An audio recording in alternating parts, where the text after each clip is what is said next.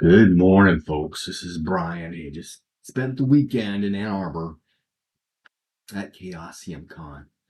I tried to actually do a YouTube live thing on my phone on the way, ChaosiumCon or bus and pit stop number one and pit stop number two kind of thing. But it seemed to work for the first one, but I could not get any more.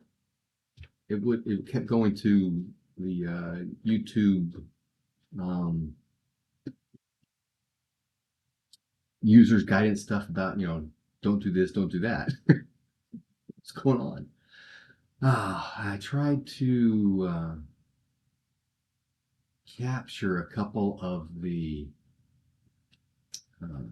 seminars on my phone as well, but it turns out I've got so many audiobooks on my phone that I captured like half of one. So there's actually a little piece in there where Jeff says not to share. So I'm going to have to edit that piece out. We'll see if we can't get that up. But anyway, so I drove. So I left Wednesday noonish after work. Got to Toledo at like 8:30, 9 o'clock. Crashed there at a cheapo motel. Next morning, headed over to Kipski. Is that how you say it? where the convention's held, right? Left most of my stuff in the car, but I had a bag with all my game stuff in it because I was only running Runequest and stuff. I ran a couple of Runequest and a couple of Pendragon, and so I had all my stuff in the bag. So go in, check people out, and meet people and say hi and that kind of thing. Set up for my game. I had a game, the King's Gambit Pendragon, from 7 to 11. I had a 7-11 game every night.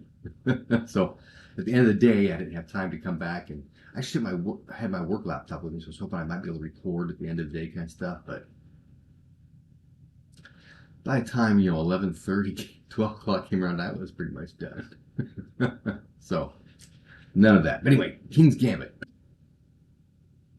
The scenario itself went fairly well. I did run into issues with that stupid chase scene through the Thorn Forest again. This time I had to do it because I had people who could not ride well. I actually have a pre-generated character in a scenario that's going to have issues or a hard time completing part of the scenario. So anyway, they initially all grouped together with the hunting role, and they got along. But when it came to doing initial horsemanship roles, like half of them got into the forest, and so a third of the bad guys are chasing them through the forest. But it doesn't say if they actually get caught up. Do the Saxons catch up with the players? Is there combat in the forest? So I just had them out there. The other 10 Saxons continued to follow the others. Catch up with one group. One guy made it all the way. Another guy was like almost right behind him, but the Saxons overcame him. And so instead of doing a whole bunch of combat with just one guy, although I probably would limit to just 3 rounds of combat so you can get away kind of thing.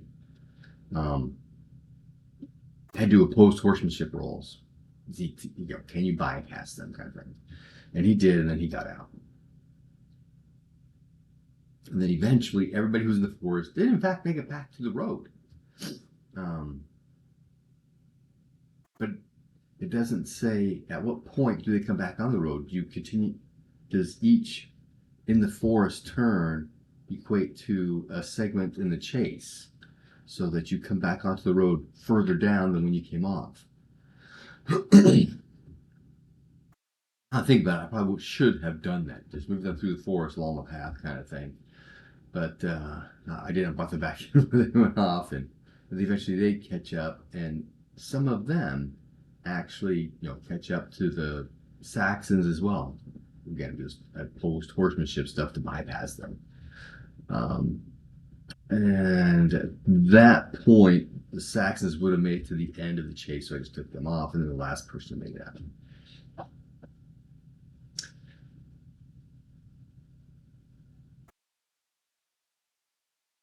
Oh, it was interesting in the initial ambush phase. Arrows come flying out.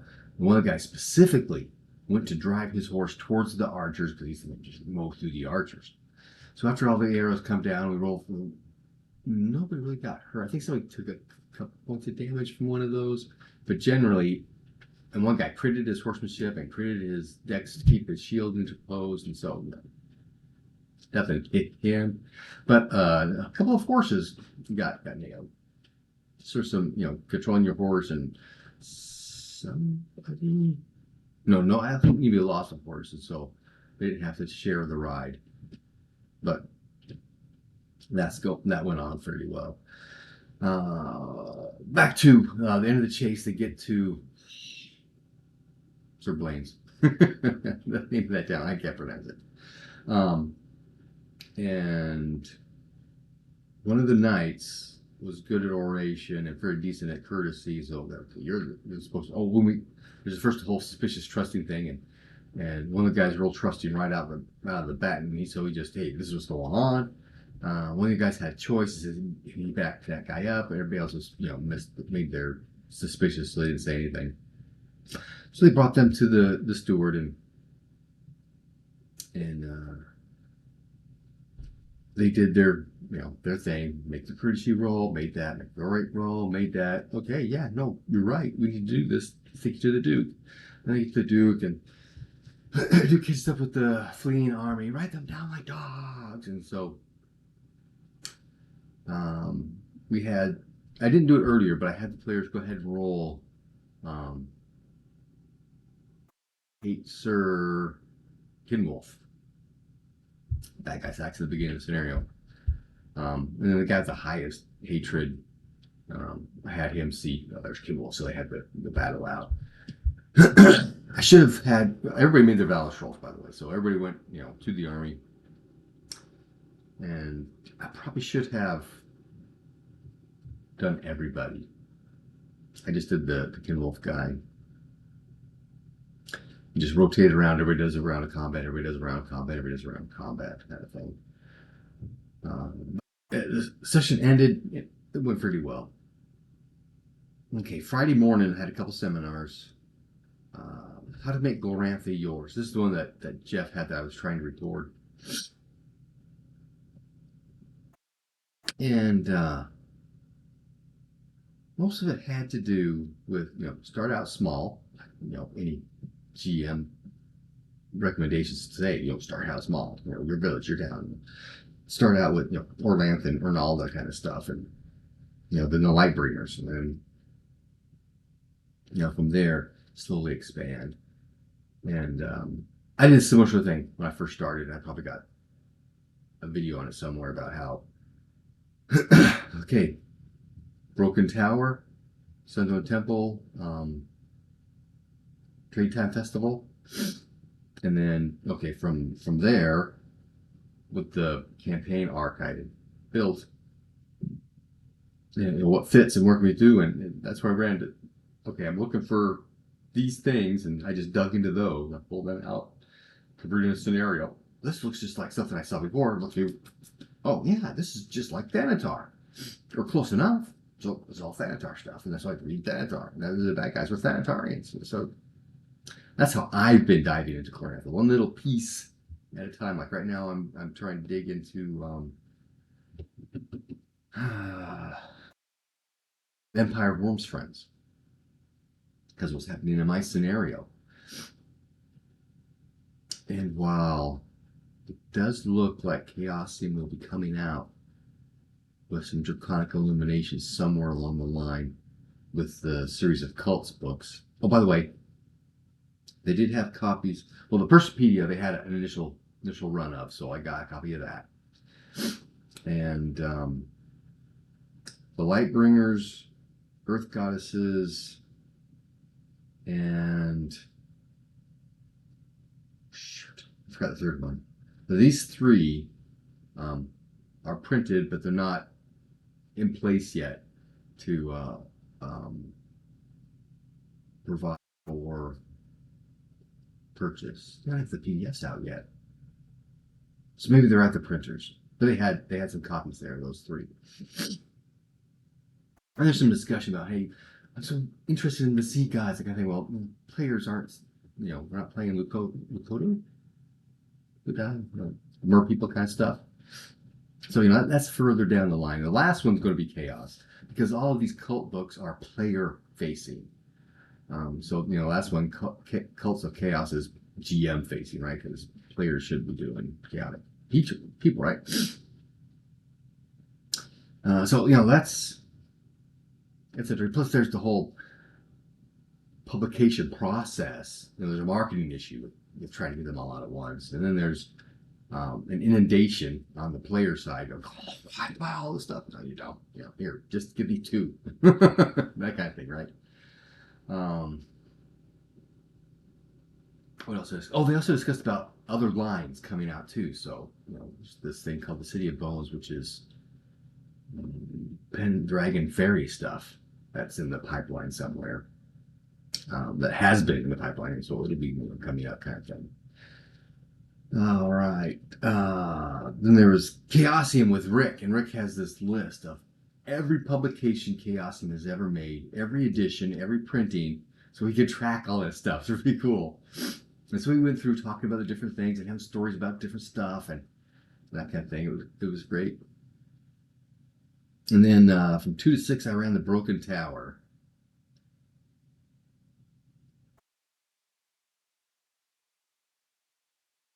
There was one other seminar about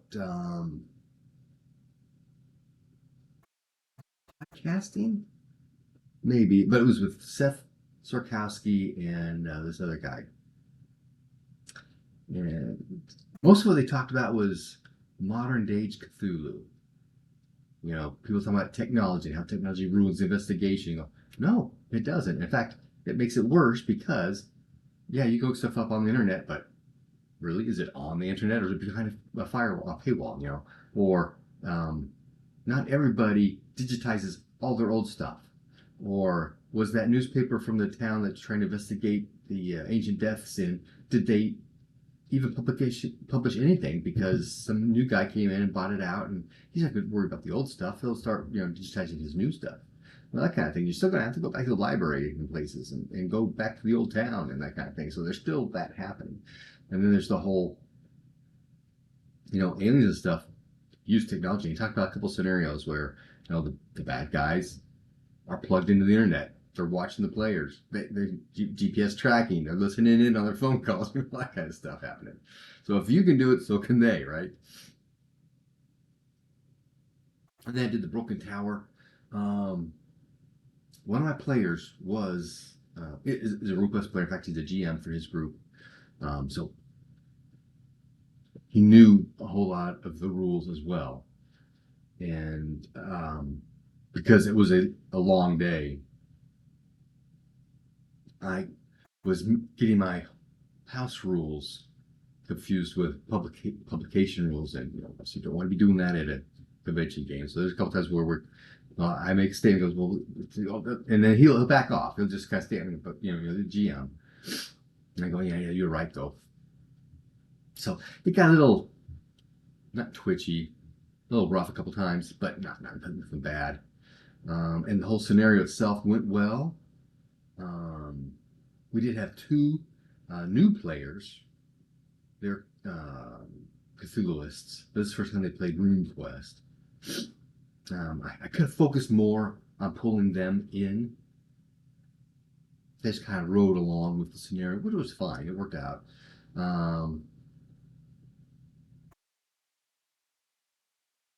They fought off and dispersed all of the. The one thing I was kind of surprised about is they didn't try to bring Cthulhu with them. Didn't even think about it. It looked like. So they went off on their own. They fought the rock lizards. There's some discussion about what rock lizards look like and that kind of thing. And size 13. I'm size 13. And if they can run and chase down a cow, they're probably more like velociraptors than alligators, that kind of thing. But they got that cow, and they finally got control over it. They did some healing and first aid on it, and they continue on the path. They find the road. They get to the place. And nobody wants to go up the path into the city. That's an ambush thing. So they circle around, and there's this place in the backside of the city where there had been like a mudslide flood kind of stuff. And so they come in that way, but they're in the city rolling to see how they can get around, and everything's so non-Euclidean, non-humanish. So they got lost a couple times, but were able to reorient themselves very quickly because Solara's there, right? She's got intelligence of 20. So make intelligence roll. Okay, reorient. Now make your tracking roll. We can't make that. They lost again. Reorient. Get lost again. But eventually they got to. They heard the chanting. They did spy the head and hear the feet. They eventually get to the tower. Chanting stops. So in my game, because the Stone Woman's got her wealth spirit things in every menu you're watching, so they know exactly what the players are and what's going on. So Danikos hides. And when they come in, he casts a couple buffing spells. And when they come in, that's when the Scroopa starts to get up. So I have this little thing, and I built for my first game. It's a really cool ring for the tower, right? And I forgot it. I left it here. So I draw out on my board the ring and the central thing, and I talk about the blood in the air and rivulets of blood and drain holes and the bowls of stone all around, and behind the altar, on top of the altar is this newly flensed skull and the bones arranged in some kind of pattern, and the cowhide itself hanging off the side, and behind is this huge stone statue of the Stone Woman, with the bandages around her head and all covered in ochre, and players come in. There's three bodies, three people beside look like they're resting. Somebody goes and investigates those. So the throats are cut, they're covered with blood, and then this group starts to come up, and so they all surround that, get ready to attack it, and then they hear in their heads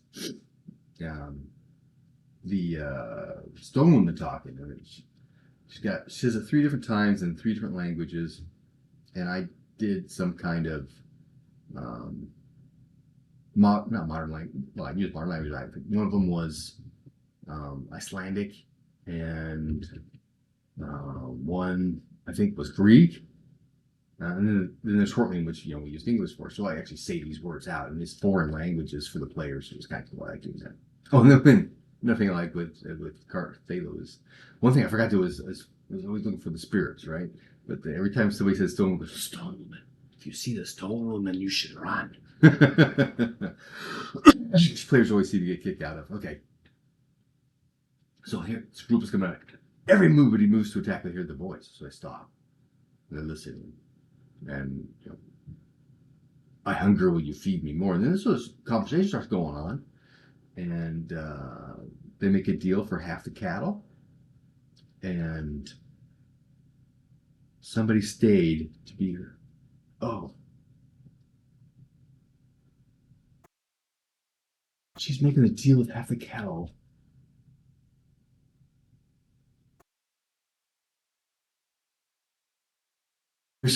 During the deal, something happened, and I don't remember who said what, but somebody said something that triggered, okay, Danikos is going to freak out. He's going to attack. And so he moves out to attack. So there's a real quick battle. It didn't last long at all. I don't think he hit anybody for anything really damage, but there was like 3 from there. Just crashed him.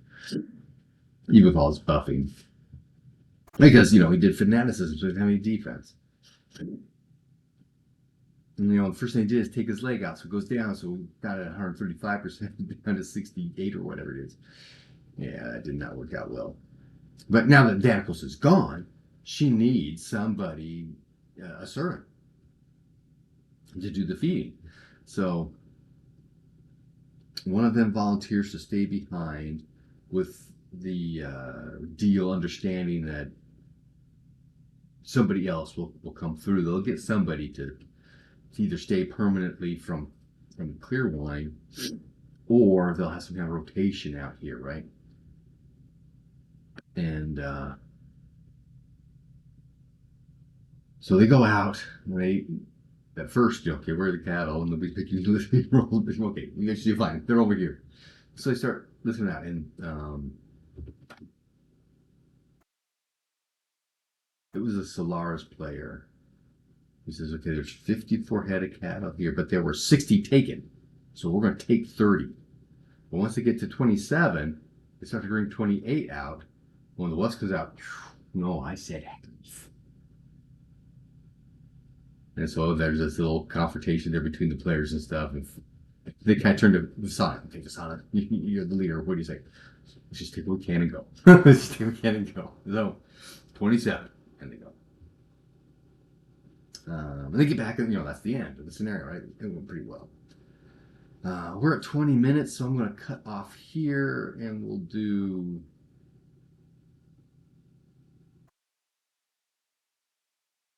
Darkness at Roomgate and the rest of the weekend later. Happy gaming.